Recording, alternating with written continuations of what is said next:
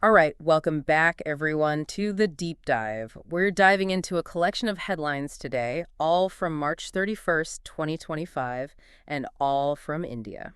Yeah, we've got a pretty interesting mix of stories, too. It looks like we'll be covering sports, economics, even some legal stuff, and environmental concerns as well.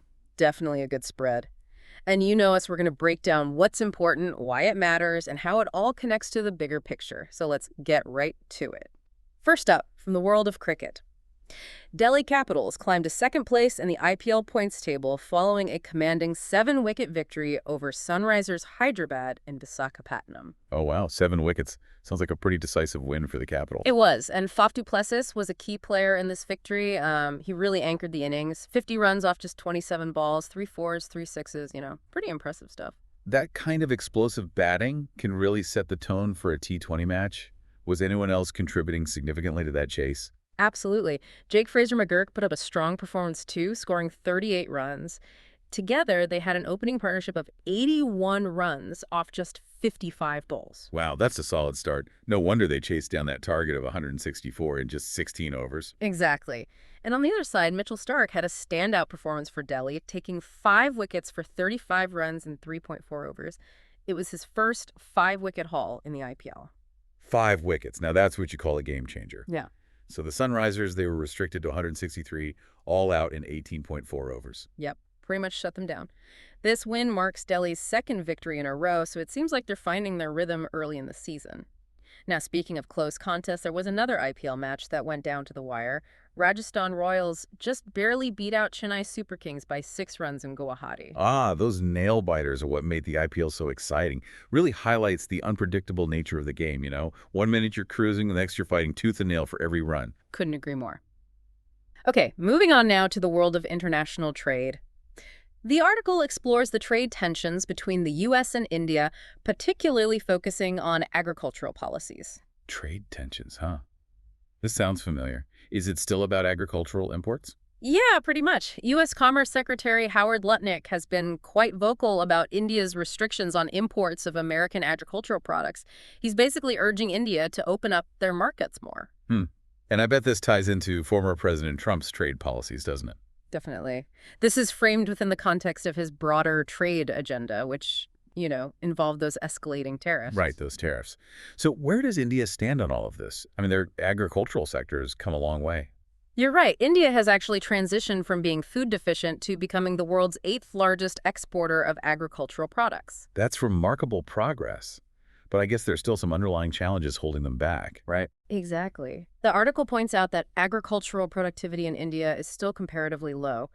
Factors like the small size of land holdings, infrastructure issues, and lack of investment in modern technology are all contributing to that. I see.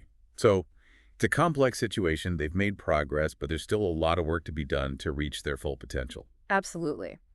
And to add to that, the article also mentions that a huge chunk of India's population, nearly half, relies on agriculture for their livelihood. However, agriculture only contributes about 15% to their GDP. That's a pretty significant disparity. I guess that's why the government is so protective of their agricultural sector. Yeah, for sure. They've implemented measures like high import tariffs and price support systems, primarily to protect the incomes of their farmers and ensure food security within the country. Makes sense. But that puts them at odds with the U.S., which, if I remember correctly, heavily subsidizes its own large-scale commercial farms. You've got it. It creates this complex dynamic in trade negotiations. The U.S. wants greater access to the Indian market, while India's main priority is safeguarding the livelihoods of its farmers. I can see why it would be a tough situation to navigate. So what's the general consensus? I mean, how are they suggesting India should approach this? Well, some experts, quote in the article, caution against a rapid opening up of the agricultural sector. They're worried about the potential negative impact it could have on small-scale farmers, who make up a significant portion of India's rural population. That's a valid concern. I imagine it could be devastating for them if they're suddenly forced to compete with heavily subsidized imports. Exactly. Instead, they're suggesting a more gradual approach. Focus on modernizing Indian agriculture, improving its competitiveness on the global stage. That way, when India enters trade negotiations, it can do so from a position of strength. It's the strategic patience approach, right? Taking the time to build up their capabilities before making any drastic changes. Precisely. It seems like the experts believe that focusing on long-term national interests is more beneficial than rushing into agreements that could have unintended consequences. Now, let's shift gears a bit and talk about something closer to home. Traffic laws. This headline caught my eye. Drivers who fail to pay traffic e-chalons within 3 months may face suspension of their driving licenses. Oh, wow. That's a pretty serious consequence. So they're cracking down on those unpaid traffic tickets, huh? Seems like it. The article goes on to say that if you accumulate 3 chalons for serious offenses like running a red light or dangerous driving within a financial year, your license could even be confiscated for 3 months. 3 months. That's a long time to be without a license. I guess they're really trying to make people think twice about breaking traffic rules. Yeah, it sounds like they're trying to hit people where it hurts their ability to drive. So what's prompting these stricter measures? Is it just about public safety, or is there something else going on? Well, the article mentions that the current rate of fine recovery for traffic violations is pretty low, only around 40%. So it seems like they're also trying to boost compliance and ensure those fines are actually being paid. 40%? That's pretty abysmal. I can see why they'd want to get that number up. Absolutely. And there's another interesting angle to this. Apparently, the Supreme Court has issued a directive suggesting that car insurance premiums could be linked to unpaid chalons. So if you have 2 or more outstanding challenges from the previous financial year, you could end up paying more for your insurance. Exactly. It adds another layer of incentive for people to settle those fines promptly. Makes sense. Hit them Yeah. in the wallet, make them pay attention. So how are they planning to implement these stricter measures? Are they going to be relying more on technology, or is it mostly going to be about increased enforcement on the ground? It sounds like they're going for a blend of both. The article talks about the deployment of advanced technology under Section 136A of the Central Motor Vehicles Act. So things like speed cameras, the body-worn cameras for traffic police, automatic number plate recognition, and other electronic monitoring tools. It seems like they're going all in on tech to enforce traffic rules. But is that going to be effective across the entire country? I mean, there's bound to be some variation in terms of implementation and effectiveness from one state to another. You're absolutely right. And the article actually points this out. They mention that fine recovery rates vary widely across different states. For instance, Delhi has a really low recovery rate of only 14%, while states like Rajasthan and Bihar have much higher rates, between 62% and 76%. Wow, that's a huge discrepancy. Right. So what's the explanation for such drastic differences? I imagine it could have something to do with how well the challenge system is implemented and how efficiently the alerts are sent out. It seems that's part of the problem. The government is acknowledging that there are issues with delayed or inaccurate challan notifications. So they're planning to standardize and refine those alert systems to make sure people are actually getting notified about their fines on time. Hopefully that will help to address some of those disparities and create a more uniform system across the country. All right, what do we have next? Okay, next up, let's look at what's happening in the environmental policy arena. Here's a headline that raises some interesting questions. The Indian government's Green Credit Program, GCP, faced legal scrutiny prior to its rollout. Green Credit Program. I'm not familiar with that. What's it all about? It's basically a program designed to incentivize environmentally friendly actions. So things like increasing forest cover, sustainable water management, and promoting sustainable agriculture. Sounds like a good idea in principle. But what kind of legal scrutiny are we talking about here? Well, it seems like there was some disagreement between the Ministry of Environment and the Law Ministry. The Law Ministry had recommended a thorough legal review before rolling out the program. But the Ministry of Environment went ahead and notified the rules for the program back in October 2023 without that review. Interesting. So what was the Law Ministry's main concern? Did they have specific issues with the program's design, or was it something more fundamental? Their main concern was whether the existing Environment Protection Act of 1986, the EPA, provided adequate legal grounds for the program's proposed business model, which involves the trading of green credits. Trading green credits. That sounds like a market-based approach to environmental protection. Exactly. And that seems to be where the legal ambiguity lies. The Ministry of Environment argues that the EPA does authorize national programs aimed at preventing and controlling pollution, and they claim that the Green Credit Program falls under that umbrella. But the Law Ministry wasn't convinced. Not entirely. They seem to be more cautious, pointing out that the EPA doesn't explicitly mention anything about the creation or trading of environmental credits. They suggested that amendments to the existing legislation might have been necessary to provide a more solid legal foundation for the program. It sounds like a classic case of different interpretations of existing laws. So, where do things stand now? Did the program actually get rolled out despite these legal concerns? It did, and the article mentions that hundreds of entities, including some major public sector undertakings, have already registered for the program, so there's definitely interest in it. It's interesting how, despite the legal debate, there seems to be quite a bit of enthusiasm for the program. But I guess those concerns raised by the law ministry shouldn't be ignored entirely. It could potentially lead to legal challenges down the line. Yeah, I agree. The article also quotes legal experts and environmentalists who are highlighting potential procedural gaps and questioning the legal basis of the program. They're stressing the importance of transparency and adherence to legislative processes, especially when you're dealing with something that has significant economic implications. For sure. Any kind of major environmental reform needs to be carefully thought out and implemented in a transparent manner. It's crucial for maintaining public trust and ensuring the long-term success of such initiatives. Now, on a somber note, we have to address a tragic incident reported in this headline. A tragic incident occurred at the Indian Institute of Information and Technology, the IIT, in Allahabad, India.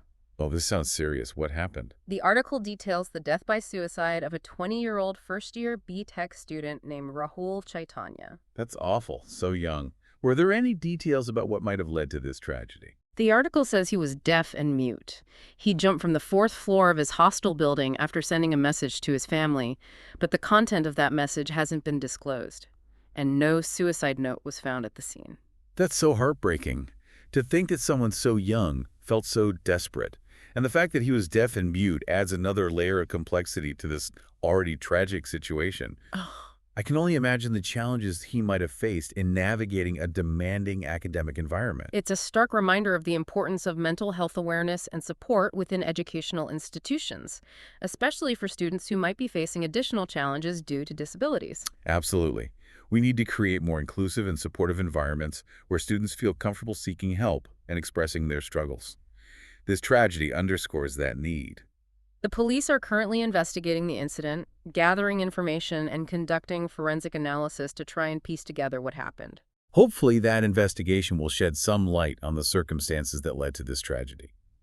And perhaps it will help to spark a broader conversation about mental health support for students, particularly those with disabilities. Now let's turn our attention back to the northeastern region of India.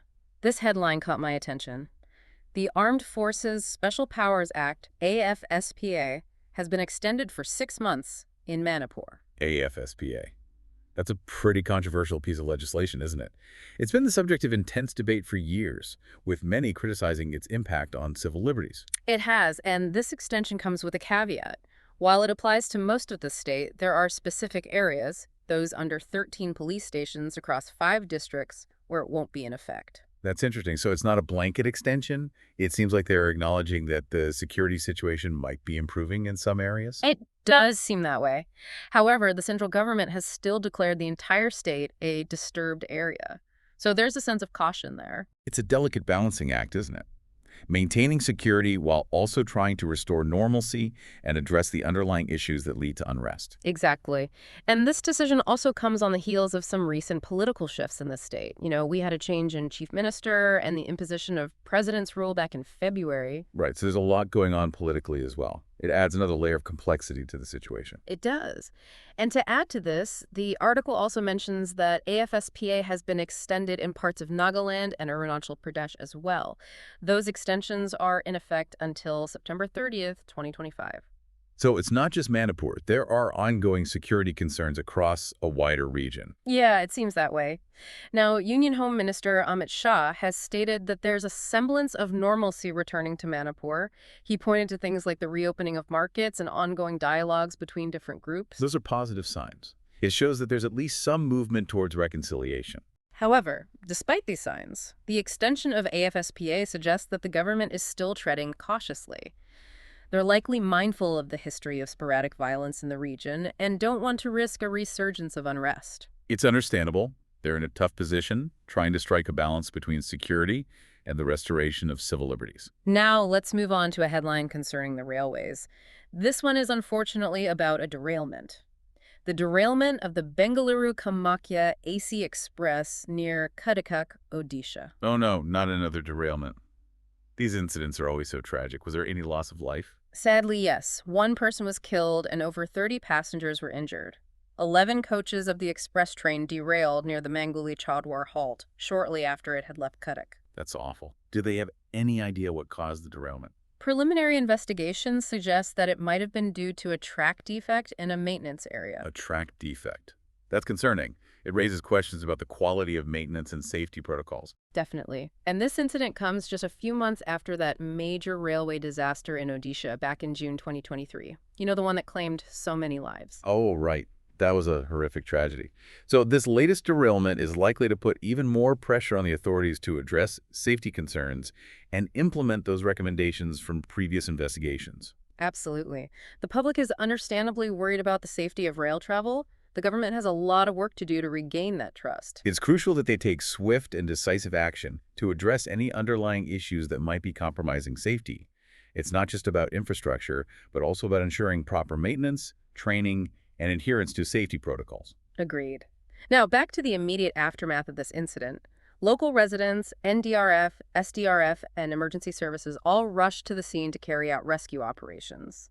The injured passengers, most of whom were from West Bengal and Assam, were taken to SCB Medical College and Hospital in Cuttack. I hope they received the best possible care. Were there any details about the person who was killed? Sadly, the article mentions that it was a 22-year-old man from West Bengal.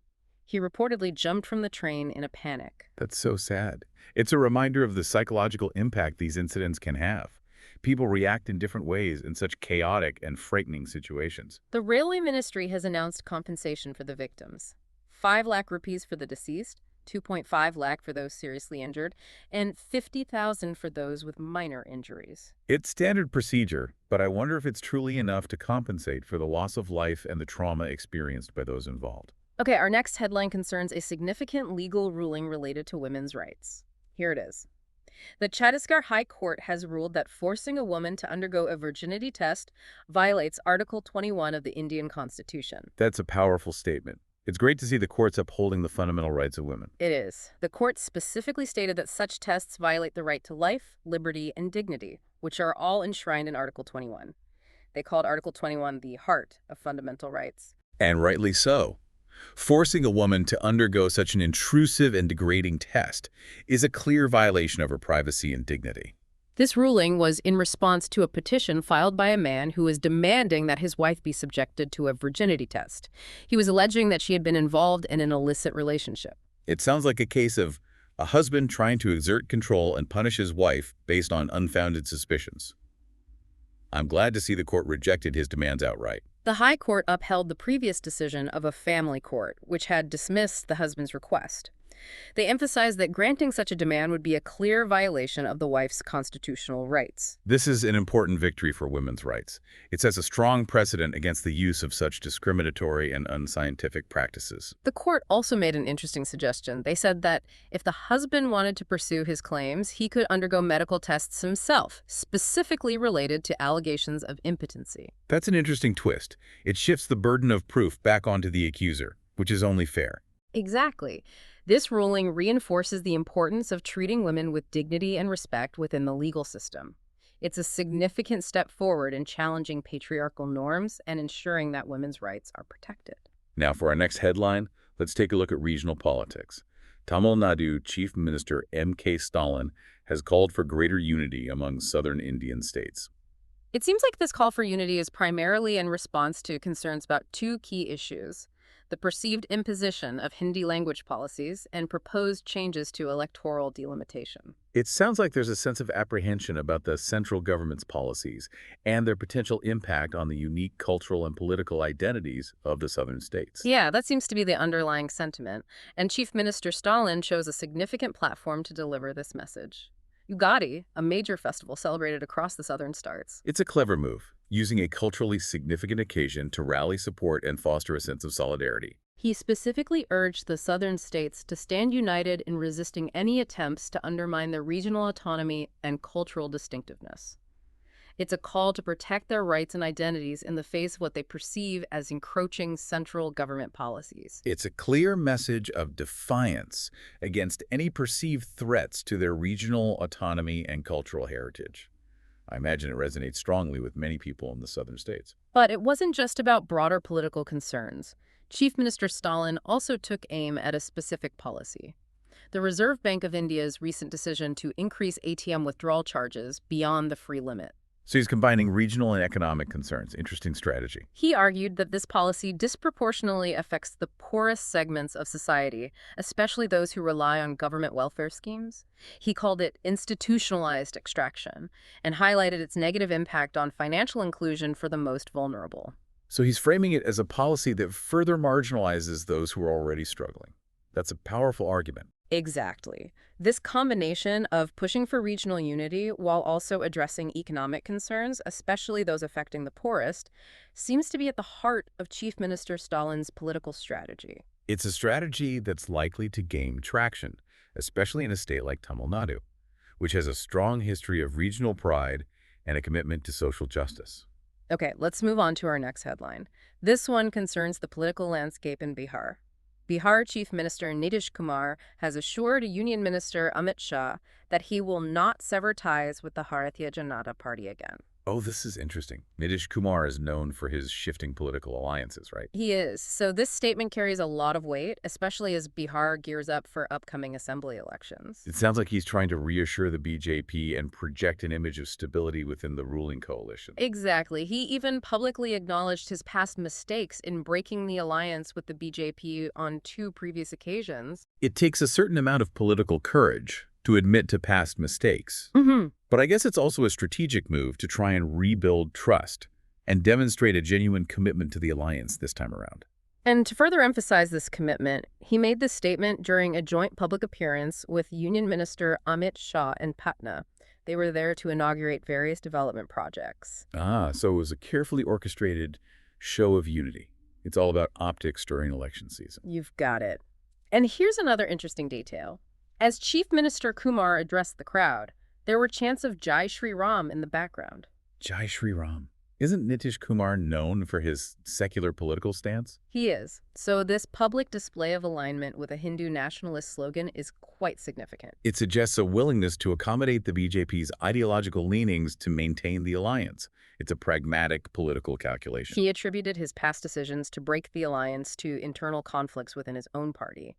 And he went on to highlight the developmental progress achieved in Bihar under his leadership since 2005. It's a classic campaign tactic, emphasizing past achievements while downplaying any internal conflicts. He emphasized improvements in sectors like healthcare and education, and he made a point of reaffirming his commitment to the BJP-led National Democratic Alliance, the NDA. So it's a clear message to the voters. He's sticking with the NDA, and he believes they're the best choice to lead Bihar forward. Now, we have another headline from Bihar, further emphasizing the BJP's focus on this state.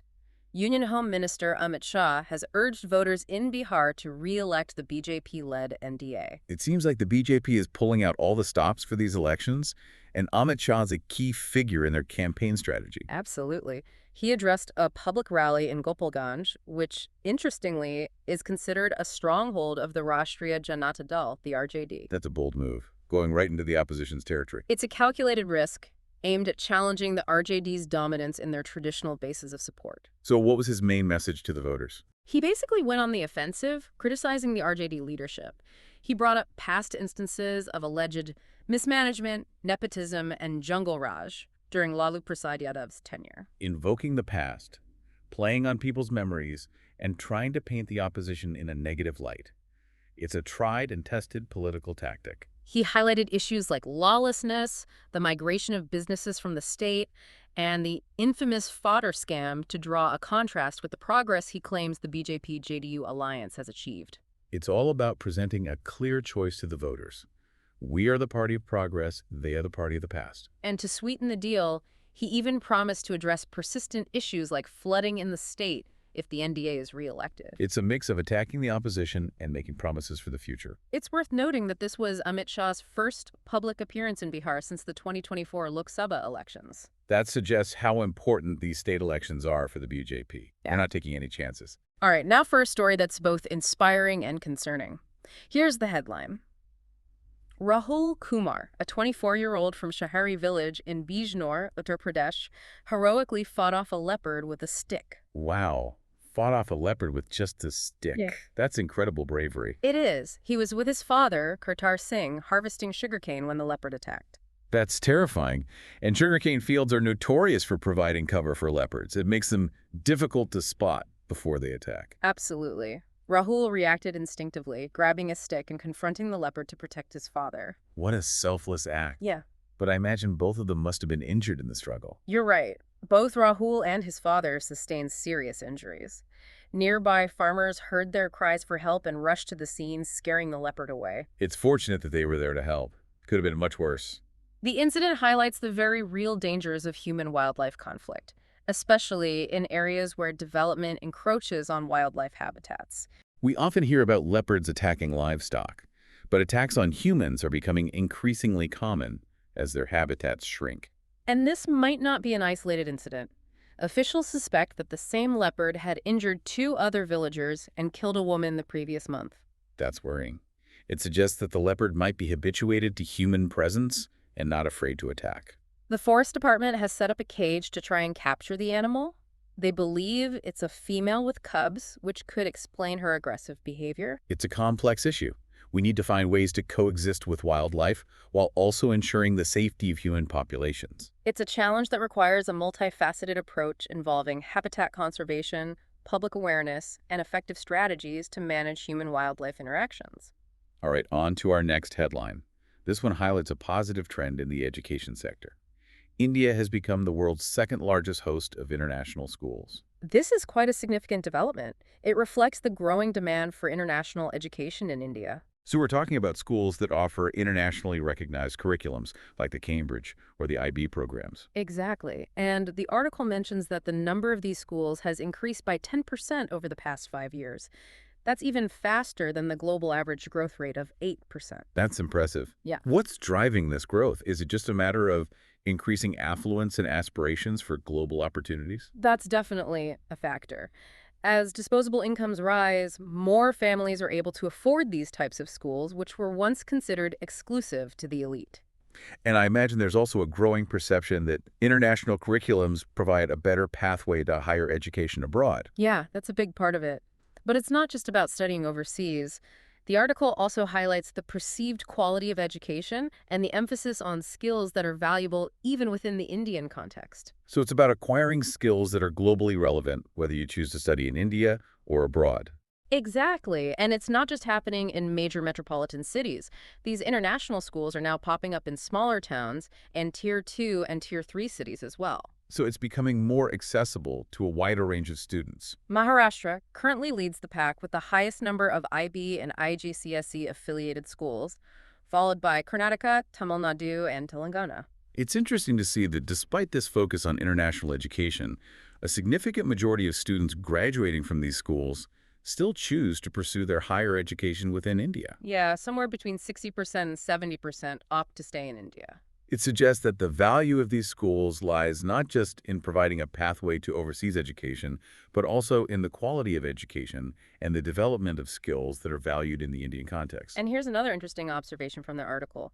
More and more Indian educators are taking on leadership roles within these international schools. So it's not just about importing foreign education models, it's also about adapting and integrating them with local sensibilities. Precisely. It's about creating a blend of global standards and local perspectives. It's an exciting trend, reflecting a growing awareness of the importance of education that equips students to navigate an increasingly interconnected world. Okay, our final headline for today focuses on an issue raised by Prime Minister Narendra Modi himself.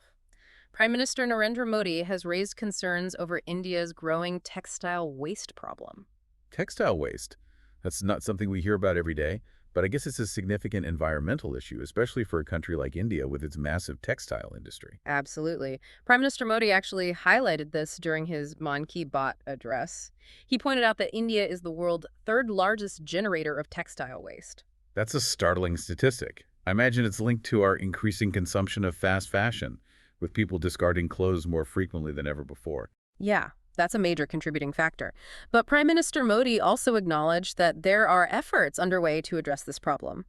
He specifically mentioned the textile recycling hub in Panipat, the technological solutions being developed in Bengaluru, and the focus on wastewater treatment and renewable energy in Tirupur. Those are encouraging examples. It shows there's a recognition of the problem and a willingness to find solutions. He also highlighted the work of startups and organizations involved in textile recovery and the empowerment of rag pickers in this sector. That's important.